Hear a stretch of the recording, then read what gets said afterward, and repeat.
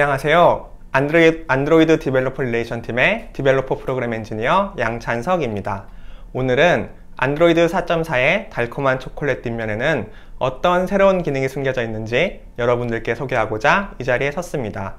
키캣의 버전 넘버는 단지 소수점 하나가 변했을 뿐이지만 사실 이 작은 변화 사이에도 굉장히 많은 기능이 추가되었습니다.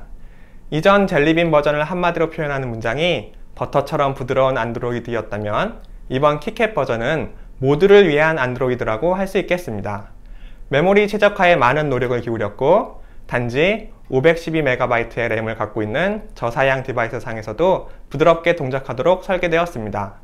또한 어플리케이션 개발자분들을 위해 메모리가 적은 디바이스인지 여부를 확인할 수 있는 API와 메모리를 효과적으로 활용하고 있는지 확인할 수 있는 도구가 추가되었습니다. 새롭게 추가된 액티비티 매니저의 isLowRAM 디바이스 메서드를 사용하시면 메서드 결과를 바탕으로 여러분은 특정 기능의 동작 방식을 변경하거나 아예 사용하지 않도록 만들 수 있습니다. 메모리를 많이 필요로 하는 기능은 메모리가 적은 디바이스를 사용하는 사용자들에게는 오히려 없느니만 못한 기능이 될 수 있습니다. 물론 기능을 제거하는 것은 최후의 선택입니다. 그 전에 우선 안드로이드 개발자 문서의 Managing Your App 메모리 항목을 보시면 어플리케이션의 메모리 사용량을 최적화할 수 있는 유용한 팁을 확인하실 수 있습니다. 하지만 앱의 메모리 사용량을 개선하기 전에 우선 어플리케이션이 메모리를 얼마나 사용하고 있는지 확인해야 합니다. 새롭게 추가된 프록스태튜트를 이용하면 어플리케이션이 메모리를 얼마나 사용하고 있는지 한눈에 살펴보실 수 있습니다. 프록스태튜트는 adb shell dumsys procstat 명령어로 실행하실 수 있습니다. 커맨드 라인 툴이 부담스러운 분들도 계실 텐데요. 걱정할 필요 없습니다. 안드로이드 키캣 디바이스나 에뮬레이터의 개발자 옵션에 가시면 어플리케이션의 메모리 프로파일을 확인할 수 있는 프로세스 통계 메뉴가 추가되었습니다. 눌러보시면 시스템 메모리 요약 정보와 일정 시간 이상 실행 중인 프로세스 목록을 확인할 수 있습니다. 파란색 바는 상대적인 메모리 사용량을, 오른쪽 상단의 %는 해당 프로세스가 백그라운드에서 실행된 비율을 나타냅니다. 목록에서 앱을 하나 터치해보면 이 앱이 실행되는 동안 사용된 평균, 그리고 최대 메모리 정보가 잘 요약되어 있습니다. 키캣의 변화가 모두 메모리에 관한 것만은 아닙니다. 키캣에서는 아름다운 안드로이드 앱을 만들 수 있는 새로운 방법 또한 추가되었습니다. 우선 안드로이드 디자인 가이드라인의 내용이 업데이트되었습니다. 개발자분들이 멋지고 혁신적인 앱을 만들고 사용자들에게 마법 같은 경험을 제공할 수 있는 방법에 관한 내용을 담고 있습니다. 보다 상세한 내용은 최근에 업데이트된 안드로이드 디자인 인 액션 동영상을 살펴보시기 바랍니다. API 쪽을 살펴보면 화면 전체를 채울 수 있는 풀스크린 이머시브 모드와 장면을 정의하고 움직일 수 있는 트랜지션 프레임워크, 많은 분들이 기다리던 자막 기능, 그리고 화면을 쉽게 녹화할 수 있는 새로운 도구가 추가되었습니다. 새로운 풀스크린 이머시브 모드를 사용하면 여러분은 말 그대로 화면 끝에서 끝까지 시스템 상태바와 내비게이션 바를 포함한 모든 시스템 UI 요소를 제거한 풀스크린 UI를 구현할 수 있습니다. 시각적으로 풍부한 컨텐츠를 표현하기 위한 앱, 예를 들어 사진 뷰어나 지도, 전자책, 게임 등에 딱 맞는 기능이 될 것입니다. 이 새로운 모드는 간단히 플래그를 통해 사용할 수 있습니다. 이머시브와 이머시브 스티키 플래그입니다. 사용하는 방법도 간단합니다. 이머시브 플래그를 이용하여 시스템 UI를 가리거나 다시 나타나게 하는 코드입니다. 또는 이머시브 스티키 플래그를 사용하실 수도 있습니다. 이 경우 일정 시간이 지나거나 사용자가 화면을 터치하면 자동으로 시스템 UI가 사라지며 전체 화면 모드로 변환됩니다. 새로운 풀스크린 이머시브 모드에 대해 더 자세히 알고 싶은 분들은 로만 유릭의 이머시브 모드 데브바이트 동영상을 한번 살펴보시길 추천드립니다. 개발자분들이 멋진 애니메이션을 쉽게 적용할 수 있도록 안드로이드 4.4에서는 장면 전환 애니메이션을 실행할 수 있는 트랜지션 프레임워크가 새롭게 추가되었습니다. 사용자에게 UI의 상태 변화를 알려주기 위해 애니메이션을 사용하는 경우가 많이 있습니다. 각각의 상태에 따라 지원하는 기능이 다른 경우에 특히 그럴 텐데요. 여러분은 새로운 트랜지션 프레임워크를 이용하여 장면을 정의할 수 있습니다. 장면은 이와 같은 특정한 뷰 계층 구조와 각 장면 사이의 트랜지션 정보로 구성됩니다. 트랜지션 정보에는 장면으로 진입하거나 벗어날 때 사용될 애니메이션 정보가 포함되어 있습니다. 여러분은 사전에 정의된 여러 트랜지션 타입 중 하나를 선택할 수도 있고, 아니면 오토 트랜지션 타입을 선택해서 안드로이드 프레임워크가 알아서 적절한 애니메이션을 적용하도록 할 수도 있습니다. 마법처럼 뷰를 페이드아웃 시키거나 위치를 변경시키고 크기를 늘렸다 줄였다 해줄 것입니다. 물론 가장 적절한 속성을 움직이도록 할 수도 있고, 아니면 아예 새로운 애니메이션 스타일을 적용할 수도 있습니다. 새로운 트랜지션 프레임워크에 관한 보다 자세한 내용은 안드로이드 애니메이션의 달인 챗하스의 데브바이트 동영상을 참고하시기 바랍니다. 안드로이드 접근성을 개선하기 위해 시스템 환경 설정 옵션도 추가되었습니다. 바로 자막 기능에 관련된 것입니다. 한국 개발자분들에게는 특히 유용한 기능이 될 수 있습니다. 개발자분들은 새롭게 추가된 캡셔닝 매니저를 통해 화면 어느 곳에 자막을 위치시켜야 하는지 알 수 있고, 비디오 뷰를 이용하는 앱들은 웹 VTT 형식의 자막 파일 스트림을 비디오 뷰에 추가하기만 하면 유저의 환경 설정 값을 기반으로 자동으로 화면상에 자막이 표시됩니다. 보다 자세한 사항은 실제로 해당 기능을 구현한 알렌 비버레트의 데브바이트 동영상을 참고하시기 바랍니다. 앱 데모 영상을 촬영하기 위해 비디오 카메라를 흔들리지 않게 들고 있느라 고생하신 경험이 있는 분들이 많으실 텐데요. 새롭게 추가된 화면 녹화 툴을 매우 좋아하실 것 같습니다. 디바이스를 사용하는 장면을 그대로 녹화해서 mp4 형식의 비디오 파일로 저장할 수 있습니다. 어떤 디바이스라도 녹화가 가능하고, 녹화된 비디오 영상의 화면 비율은 디바이스의 화면 비율과 동일하게 유지됩니다.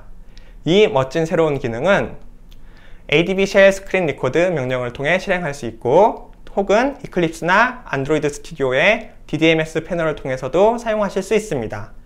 또 한 가지, 안드로이드 4.4에서는 스토리지 관련된 기능도 추가되었습니다. 새롭게 스토리지 액세스 프레임워크가 추가되었고, 공식적으로 SMS 컨텐트 프로바이더가 지원됩니다. 스토리지 액세스 프레임워크를 통해 사용자는 휴대폰에 저장된 자료뿐만 아니라 클라우드상에 존재하는 모든 문서, 이미지, 파일 등에 쉽게 접근할 수 있습니다. 만일 여러분이 파일이나 문서를 다루는 어플리케이션을 만들고 있다면 크리에이트 다큐먼트나 오픈 다큐먼트 인텐트를 통해 여러분의 앱을 스토리지 액세스 프레임워크와 연동시킬 수 있습니다. 사용자는 시스템 UI를 통해 프로바이더가 제공하는 어떤 파일이든 읽어올 수 있고, 또는 새로운 파일을 생성할 수 있습니다. 그리고 해당 결과는 액티비티 리절트 콜백을 통해 받아보실 수 있습니다. 새로운 스토리지 프로바이더를 추가하고 싶다면 새로운 다큐먼트 프로바이더를 구현해야 합니다. 다음과 같은 4가지 메서드를 오버라이딩하여 파일 형태로 표현할 수 있는 어떤 데이터든 여러분이 원하는 형태로 탐색하고, 읽고, 저장할 수 있습니다. 그리고 매니페스트 파일의 매니지 다큐먼트 퍼미션과 다큐먼트 프로바이더 인텐트 필터를 추가해야 합니다. 앱이 설치될 때 자동으로 이 새로운 프로바이더가 등록되고, 사용자가 스토리지 액세스 프레임워크를 이용해 파일을 읽거나 생성하고자 할 때 시스템 UI를 통해 새로운 프로바이더에 접근할 수 있게 됩니다. 안드로이드 디벨로퍼 릴레이션 팀의 리사 웨이가 새로운 프로바이더를 생성하는 방법과 스토리지 액세스 프레임워크를 활용하는 방법에 관한 데브바이트 동영상을 준비했습니다. 보다 자세한 내용은 동영상을 참고하시기 바랍니다. 다음으로 만일 여러분이 지금까지 비공식적인 방법을 활용한 SMS 기반 앱을 만들고 계셨다면 이제는 새로운 공식 API를 활용하도록 앱을 수정할 때가 되었습니다. 키캣에서는 SMS 컨텐트 프로바이더가 마침내 퍼블릭 API로 추가되었고, 사용자가 자신의 기본 메시지 앱을 설정할 수 있는 기능도 추가되었습니다. 메시지를 수신하면 시스템은 사용자의 기본 메시지 앱으로 전달합니다. 이때 SMS 딜리버라는 새로운 인텐트가 사용됩니다.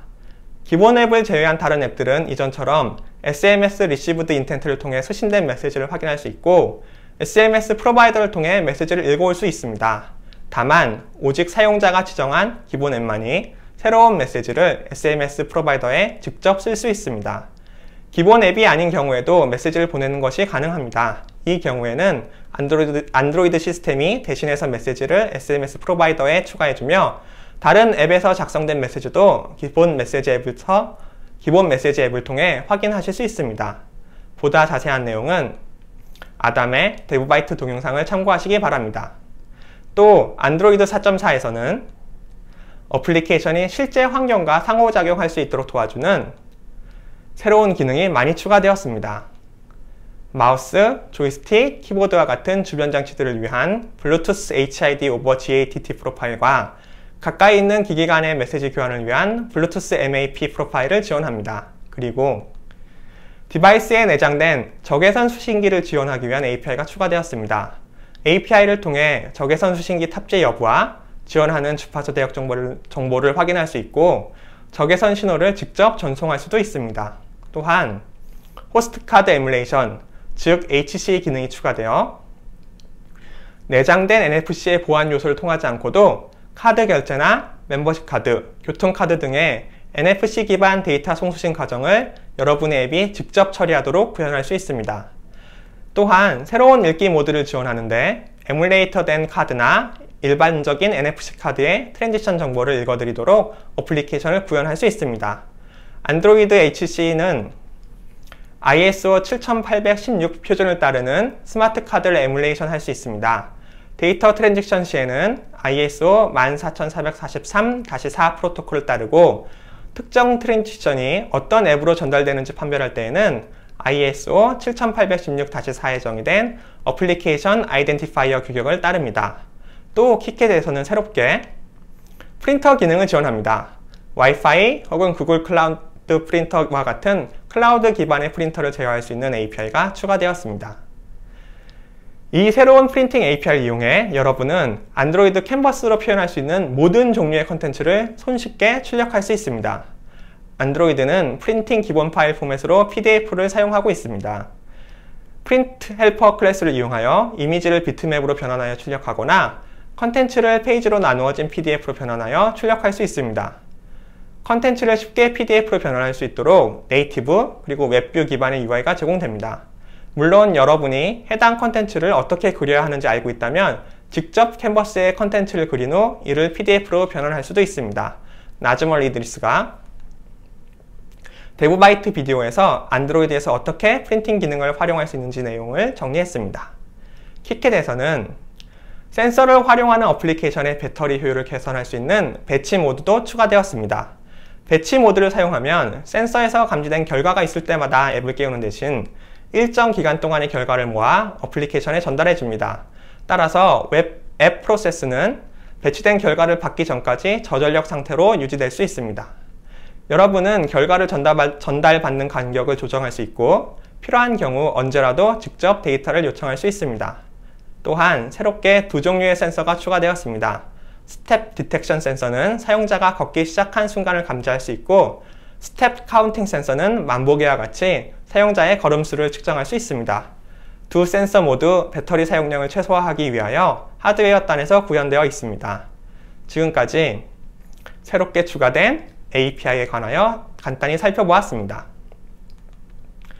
이 외에도 안드로이드 키캣에는 몇 가지 큰 변화가 있습니다. 우선 크로미엄 프로젝트 기반으로 웹뷰가 새롭게 구현되었습니다. 안드로이드 크롬 브라우저와 동일한 수준의 성능과 호환성을 갖추고 최신 HTML5 표준 기술들을 지원하며 V8 자바스크립트 엔진이 탑재되어 있습니다. 또한 이외에도 아랍어와 같이 오른쪽에서 왼쪽으로 작성되는 문자들을 보다 편리하게 지원할 수 있는 API가 추가되었습니다. 미러링 드로워블과 슈도 로케일 기능입니다. 드로워블은 오토 미러링으로 선언하면 RTL 로케일을 선택한 사용자들에게는 자동적으로 좌우가 뒤집힌 형태로 드로워블이 화면상에 그려집니다. RTL 환경을 지원하기 위해 중복된 리소스를 갖고 있지 않아도 됩니다. RTL 슈도 로케일 기능을 활용하면 언어 변경 없이도 디바이스가 RTL 레이아웃으로 변경됩니다. 이를 활용하면 읽을 수 없는 언어로 변경하지 않고도 RTL 레이아웃을 테스트하실 수 있습니다. 또 퍼포먼스가 중요한 앱을 개발하고 계신 분들에게도 좋은 소식이 있습니다. 안드로이드 키캣에서는 네이티브 코드를 통해서도 렌더 스크립트 기능을 활용하실 수 있습니다. 새롭게 릴리즈된 NDK에 포함된 C++ API를 이용하면 프레임워크 API를 사용할 때와 마찬가지로 렌더 스크립트 기능을 활용하실 수 있습니다. 스크립트 인트리즈 기능과 커스텀 커널 같은 기능들을 모두 지원합니다. 마지막으로 여러가지 보안상의 개선점이 있습니다. 내부 SE 리눅스의 모드를 퍼미시브 모드에서 인포식 모드로 변경하였고 암호화 알고리즘을 개선하였습니다. 키스토어에 추가적으로 타원 곡선 전자서명 알고리즘을 지원하고 전체 디스크 암호화시에 사용된 암호키를 보호하기 위하여 스크립트 키 파생 함수가 적용되었습니다. 또한 모두 잘 알고 계시겠지만 중요한 한 가지는 새로운 디바이스가 출시되었습니다. 바로 넥서스 5입니다. 구글 플레이에 가시면 자세한 사양을 확인하실 수 있고 바로 구매하실 수도 있습니다. 개발자에게는 언제나 새로운 개발용 시료가 필요한 법입니다. 마지막으로 안드로이드 4.4 SDK는 SDK 매니저를 통해 바로 다운받으실 수 있습니다. 또한 developer.android.com 사이트를 방문하시면 새로운 안드로이드 키캡 버전에 관한 보다 자세한 내용을 확인하실 수 있습니다. 감사합니다.